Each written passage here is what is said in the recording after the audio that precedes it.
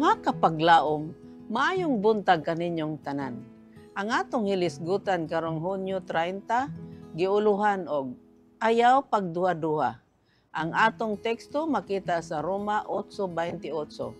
Og hingbaluan nato nga ang tanan nga mga butang masigtabang alang sa ikaayon ni adtong mga nahigugma sa Dios, bisan ni adtong mga ginatawag sumala sa iyang tuyo. Kapaglaom, kung mag-aabot ang mga pagsulay, atong hinumduman nga gipadala sila alang sa atong kaayuhan.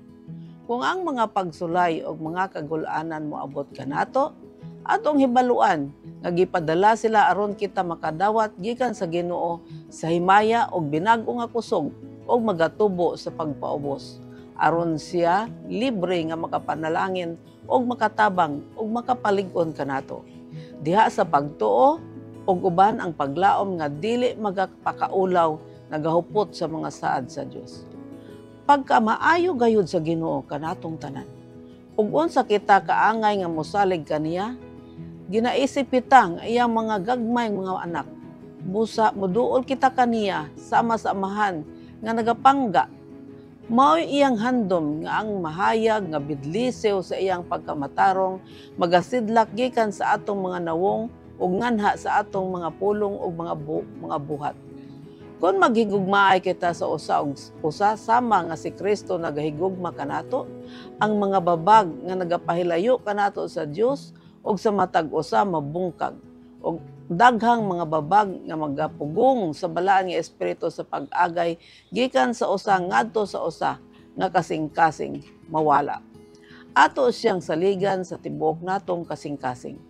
Pasaanon kita niya og atong mga lulan.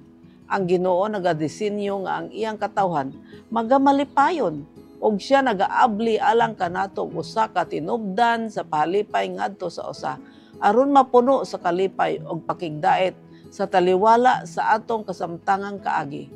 Dili kita magahulat hangtod makasulod kita sa langit alang sa kahayag og paghumpay og sa kalipay.